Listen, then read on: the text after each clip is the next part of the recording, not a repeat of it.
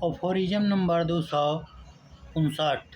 Homeopathic उपचार में आवश्यक और उचित खुराक की सुक्षमता को ध्यान में रखते हुए हम आसानी से समझ सकते हैं कि उपचार के दौरान आहार का दिनचर्या का वह सब कुछ हटा दिया जाना चाहिए जिसका कोई औषधि प्रभाव हो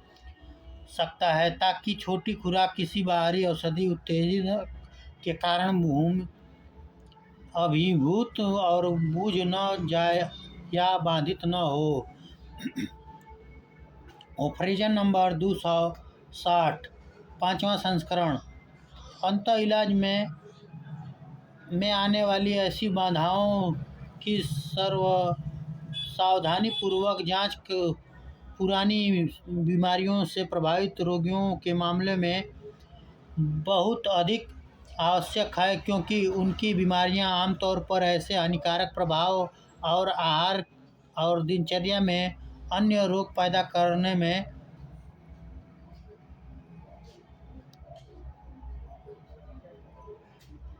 करने वाली त्रुटियों से बढ़ जाती है। मसालेदार चॉकलेट, कई प्रकार के सुगंधित पानी और इत्र, अपार्टमेंट से तेज गंध वाले फूल, दंत पाउडर और इसेंशियल और दवाओं से बनने वाले सुगंधित पाउडर, अत्यंत मसालेदार व्यंजन और सांस मसालेदार केक और बर्फ सूप आदि के लिए कच्ची औषधि सब्जी, जड़ी बूटियों, औषधीय गुणों वाले पौधों की जड़ों और डंठलों से बने व्यंजन, पुराना पनीर और मांस से सड़ने की अवस्था में है या जिसमें औषधीय गुण नहीं है, जैसे सूअर, बत्तख और हंस का मांस और चर्बी, या बहुत छोटा और खट्टा भोजन रोगियों से उतना ही दूर रखा जाना चाहिए जितना कि उन्हें भोजन में सभी तरह के अति से बचाना चाहिए, और चीनी और नमक के उपयोग के साथ ही मादक पेय गर्म कमरे त्वचा में के करीब ऊनी कपड़े बंद कमरों में एक गतिहीन जीव या केवल निष्क्रिय व्यायाम जैसे घुड़सवारी, ड्राइविंग या झूला झूलना, लंबे समय तक स्तनपान, बिस्तर पर लेटे हुए लंबे समय तक झपकी लेना, रात में देर तक बैठे रहना, अस्वच्छता, अप्राकृतिक व्यभिचार, अश्लीलता, किताबें पढ़ना, कमजोर होना, क्रोध, दुखना या झुंझुनाहट के विषय खेलने या शौक, मन या शरीर के अत्यधिक परिश्रम, विशेष रूप से भोजन के बाद दलदली इलाकों में रहना, नम कमरे, दरिद्र जीवन आदि, इन सभी चीज़ों से यथासंभव बचना या हटाना चाहिए ताकि इलाज में बाधा न आए। बाधा या असंभव बना दिया गया है। मेरे कुछ शिष्य अनावश्यक रूप से रोगी की आहार संबंधित कठिनाइयों को कई और अधिक सहनीय रूप से उदासीन चीज़ों के उपयोग को मना करके बढ़ते हैं, जो सराहनीय नहीं है। अफोरिज्म नंबर 260 का छठवां संस्करण। अतः इलाज में आने वाले ऐसे बाधाओं की सावधानीपूर्वक जांच और उन रोगियों के मामले में और भी अधिक आवश्यक हो जो दीर्घकालीन रोग से प्रभावित हैं, क्योंकि उनके रोग आमतौर पर ऐसे हानिकारक प्रभाव और आहार पर दिनचर्या के अन्य रोग पैदा करने वाले त्रुटियों के कारण बढ़ जाते हैं, जो अक्सर किसी का ध्यान नहीं दिया जाता। काफ़ी बढ़िया चीनी या अन्य जड़ी बूटियों से बनी चाय रोगी की स्थिति के लिए अनुपयुक्त, औषधि वनस्पति पदार्थों से बनी बियर, औषधि मसाले से बनी तथाकथित बढ़िया शराब, सभी प्रकार के 5 मसालेदार चॉकलेट, कई प्रकार के सुगंधित पानी और परफ्यूम अपार्टमेंट में तेज सुगंध वाले फूल, टूथ पाउडर और एसेंस और दवाओं जैसे बने सुगंधित पाउच, अत्यधिक मसालेदार व्यंजन और सॉस, मसाले, केक और बर्फ सूप के लिए कच्ची औषधीय सब्जियां, जड़ी बूटियों से बने व्यंजन, पुराना पनीर, मांस, सड़े गले अवस्था जिनमें औषधि गुण हो जैसे इतना चाहिए जितना उन्हें भोजन के प्रकार अति उससे बचना चाहिए। चीनी नमक का उपयोग के साथ ही मदद बिना गर्म कपड़े की त्वचा उस पर छोटी छोटे कमरों में केवल निष्क्रिय व्यायाम घुसना चाहिए।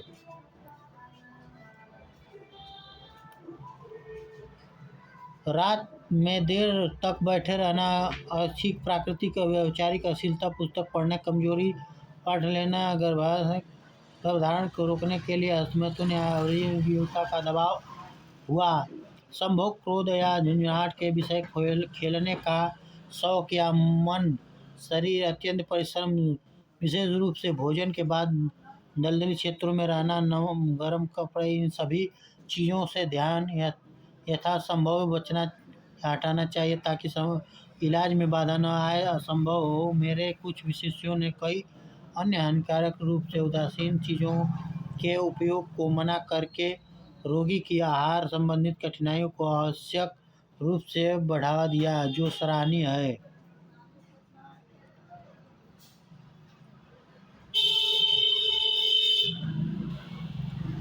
जीवन रोग औषधि ऑपरेशन नंबर 261 जीवन रोग के औषधि के उपयोग के दौरान सबसे उपयुक्त आहार हैं। उपचार में आने वाली बाधाओं को दूर करना तथा जहां आवश्यक हो वहां विपरीत की व्यवस्था करना, निर्दोष नैतिक और बौद्धिक मनोरंजन, लगभग सभी प्रकार के मौसम में खुली हवा और सक्रिय व्यायाम, प्रतिदिन टहलना, थोड़ा शारीरिक श्रम, उपयुक्त पौष्टिक गैर औषधीय भोजन तथा पेय आदि। ऑपरेशन नंबर 262 दूसरी ओर तीव्र रोगों में मानसिक अलगाव के मामलों में को छोड़कर जागृत जीवन रक्षा क्षमता की सूक्ष्मता, अचूक आंतरिक प्रभाव इतनी स्पष्ट तथा सटीक रूप से निर्धारित करती है कि चिकित्सक को केवल मित्रों तथा परिचारकों को यह परामर्श देने की आवश्यकता होती है कि वे प्रकृति की इस आवाज़ के मार्ग को कई बाधाओं न डालें। रोगी द्वारा भोजन के रूप में तत्काल वांछित किसी भी चीज़ की अस्वीकार करके या उसे किसी हानिकारक चीज़ की देखने के लिए राजी करने का प्रयास करके। ऑपरेशन नंबर 263 तीव्र रोग से प्रभावित रोग की भोजन तथा पेय संबंधित इच्छा अनिश्चित रूप से मुख्य रूप से उन चीज़ों के लिए होती है जो उपशमा रहती है राहत देती है, हालांकि वे सख्त और औषधीय चरित्र नहीं होती हैं तथा केवल एक प्रकार की आवश्यकता पूर्ति करता है। इस इच्छा को संतुष्ट मध्यम सीमा के भीतर रोग के मौलिक उन्मूलन के बाधा डालना सकती है। होम्योपैथिक रूप से उपयुक्त दवा की शक्ति और इनके द्वारा मुक्त की गई महत्वपूर्ण शक्ति द्वारा साथ जो इतनी उत्सुकता से वांछित है, उनसे लेने में होने वाली ताजगी से पूरी तरह से मुकाबला और दूर किया जा सकता है। इस तरह के तीव्र रोग में कमरे का तापमान और बिस्तर की चादर की गर्मी या ठंडक भी पूरी तरह से रोगी के इच्छा के अनुरूप होना चाहिए। उसे दिमाग से सभी अशिष्ट श्रम और उत्तेजक भावनाओं से मुक्त रखना चाहिए। ऑपरेशन नंबर 264 सच्चे चिकित्सक को अखंड शक्ति की वास्तविक दवाई प्रदान की जानी चाहिए ताकि वह उनकी चिकित्सकीय शक्ति पर भरोसा करने में सक्षम हो सके। उसे स्वयं उनकी वास्तविकता का न्याय करने में सक्षम होना चाहिए। ऑपरेशन नंबर 265 का 5वां संस्करण। यह उनके विवेक का विषय होना चाहिए कि वह हर मामले में पूरी तरह से आश्वस्त हो कि रोगी हमेशा सही दवा लेता है। ऑपरेशन नंबर 265 का 6वां संस्करण। यह उसे विवेक का विषय होना चाहिए कि वह हर मामले में पूरी तरह से आश्वस्त हो रोगी हमेशा सही दवा लेता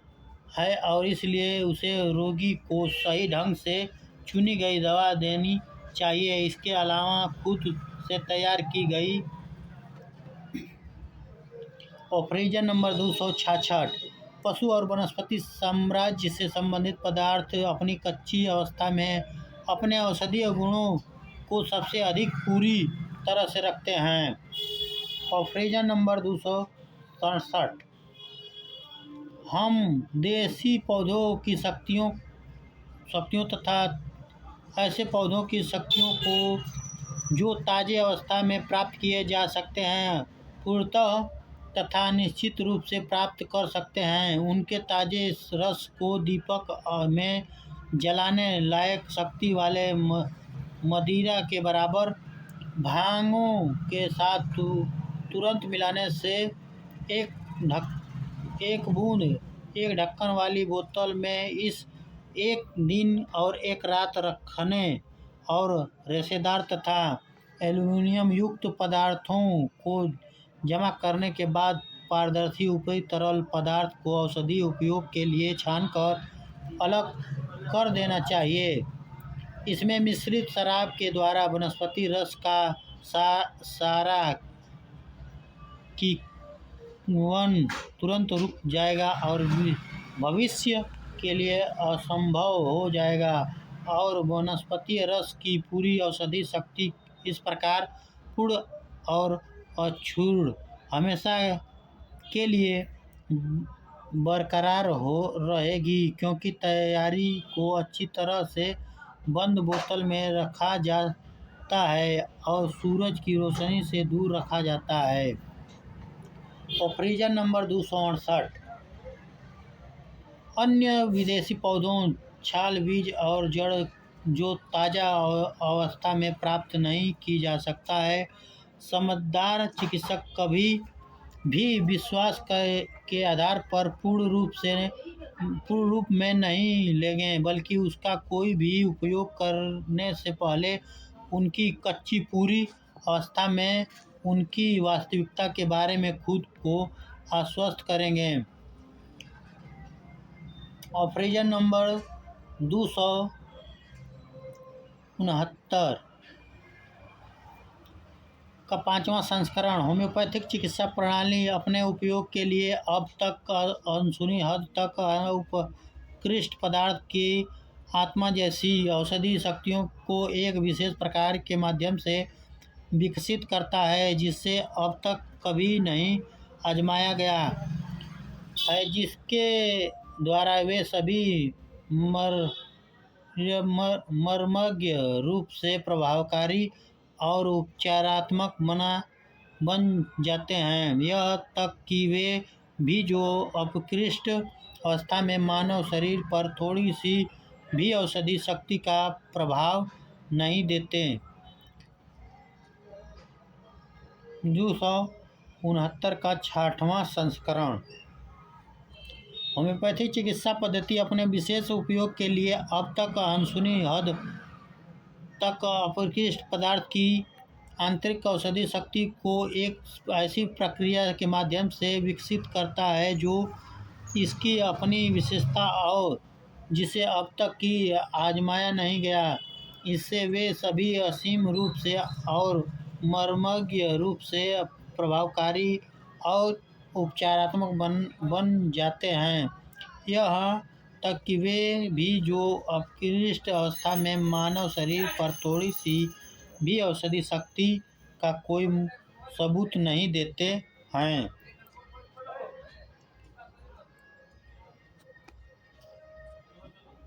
ऑपरेशन नंबर 70 का 5वां संस्करण। इस प्रकार शराब के बराबर भागों के मिश्रित ताज़ा सब्जी के रस की 2 बूंदों को बराबर शराब की 98 बूंदों के साथ पतला किया जाता है और 2 रसों के माध्यम से शक्तिशाली बनाया जाता है, जिसका शक्ति का पहला विकास होता है। और यह प्रक्रिया 29 और शीशियों के माध्यम से दोहराई जाती है, जिसमें से प्रत्येक शराब की 99 बूंदों से 3/4 भरी होती है और प्रत्येक अनुवर्ती शीशी को पिछली शीशी जो पहले से ही 2 बार हिलाई जा चुकी है उसे 1 बूंद प्रदान की जाती है और अपनी बारी में 2 बार हिलाई जाती है। और उसी तरह अंत में शक्ति का 30वां विकास शक्तिशाली 10वां लाख कमजोरीकरण X होता है, जो कि सबसे अधिक इस्तेमाल किया जाता है। फ्यूजन नंबर 270 का 6वां संस्करण शक्ति के इस विकास के सर्वोत्तम रूप से प्राप्त करने के लिए गतिशील किए जाने वाले पदार्थ को एक छोटा सा हिस्सा मान लिया एक दाना 3 घंटे तक 3 गुना 100 ग्राम चीनी के साथ चीनी नीचे वर्णित विधि के अनुसार पीसा जाता है, जो पाउडर के रूप में 10,00,000वें भाग तक होता है। नीचे दिए गए कारणों से भी इस पाउडर के एक दाने को 1 भाग अल्कोहल और 4 भाग आसुत जल से मिश्रण की 500 बूंद में घोला जाता है, जिससे 1 बूंद 1 शीशी में डाली जाती है, जिसे शुद्ध अल्कोहल की 100 बूंदें डाली जाती है और एक कठोर लेकिन लचीले शीशी के खिलाफ हाथ से 100 मजबूत झटके दिए जाते हैं। यह गतिशीलकरण की पहली डिग्री में दवा है, जिसके साथ छोटी चीनी की गोलियां को फिर से गीला किया जा सकता है और जल्दी से सुखाने के लिए ब्लॉटिंग पेपर पर फैलाया जा सकता है और शक्ति की डिग्री के संकेत के साथ एक अच्छी तरह से बंद शीशी में रखा जा सकता है। आगे की गतिजीकरण के लिए इनकी केवल 1 बूंद ली जाती है। इसे दूसरी नई शीशी में डाला जाता है। इसे घोलने के लिए पानी की 1 बूंद के साथ और फिर 100 शक्तिशाली सेक्शन के साथ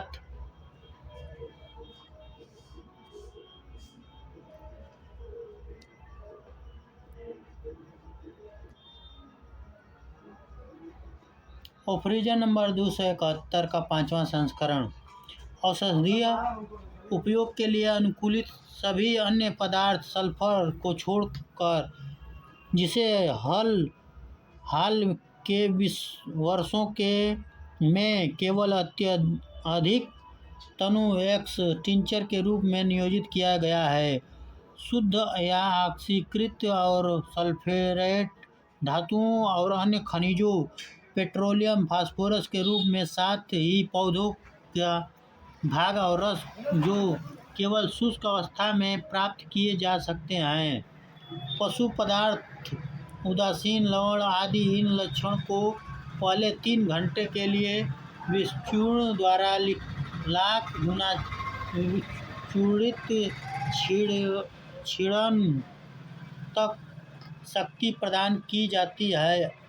और इनमें से एक दाने को घोलना है और 27 क्षीण शक्तियों के माध्यम से शक्ति के 30वें विकास तक लाना है, उसी तरह जैसे वनस्पति रस को किया जाता है। 271 का छठवां संस्करण। यदि चिकित्सक अपनी होम्योपैथिक दवाओं स्वस्थ तैयार करता है, जैसे कि उनसे लोगों को बीमारी से बचाने के लिए उचित रूप से करना चाहिए, तो वह जो ताज़े पौधे का ही उपयोग कर सकता है, क्योंकि कच्चे पदार्थ की बहुत कम आवश्यकता होती है। यदि उसे उपचार के लिए निकाले गए रस की आवश्यकता नहीं है, वह एक खरल में कुछ दाने लेता है और 100 दाने दूध की चीनी के साथ 3 अलग-अलग बार उन्हें 10 लाखवें भाग तक पीसता है।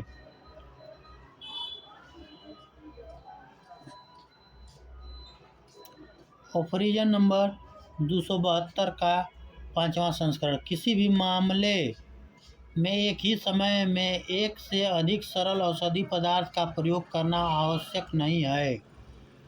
272 का 6वां संस्करण। ऐसी एक गोली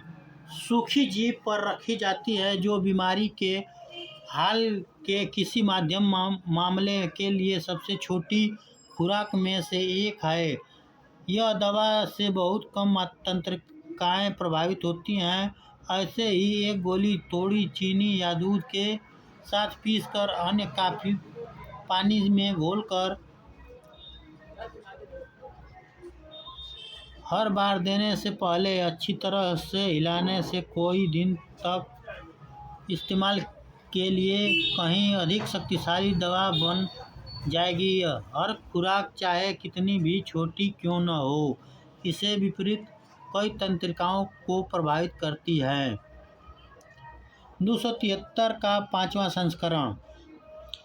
यह कल्पना से परे है कि इसे बारे में जरा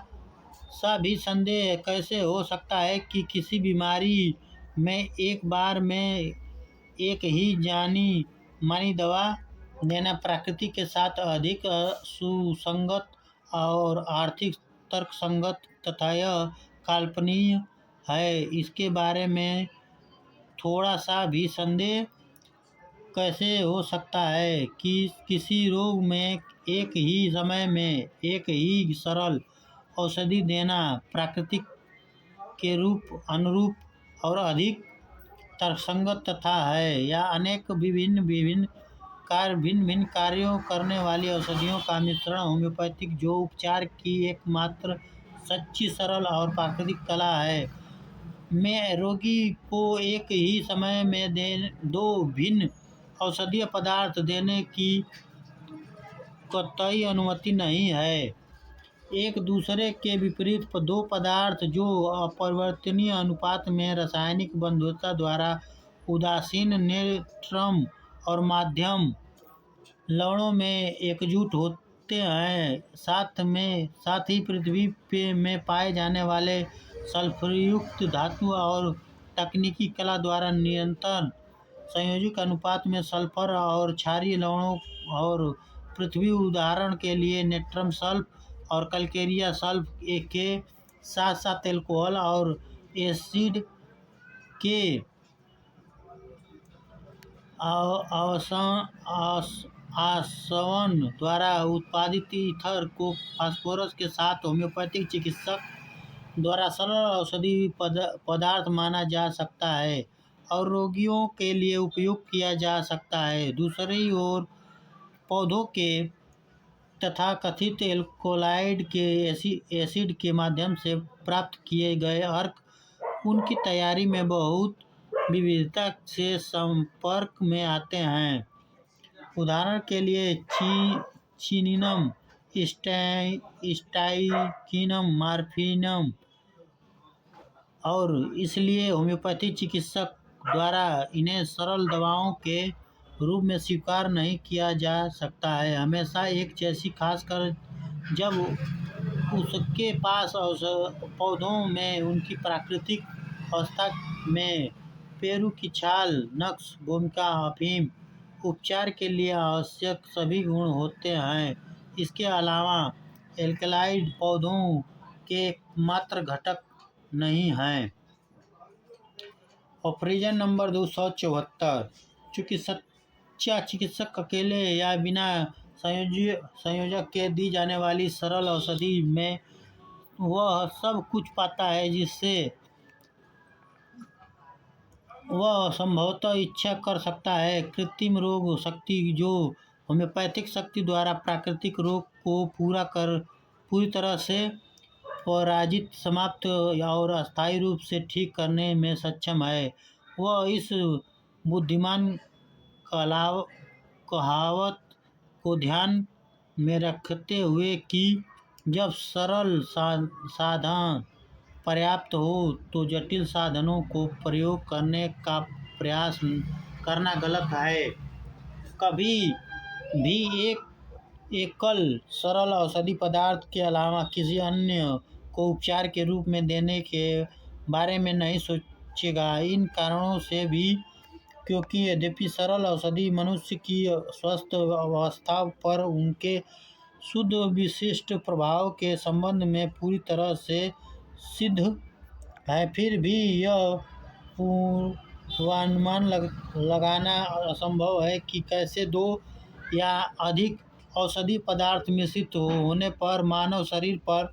एक दूसरे की क्रियाओं में बाधा डाल सकते हैं और उन्हें बदल सकते हैं। क्योंकि दूसरी ओर एक सरल औषधीय पदार्थ जब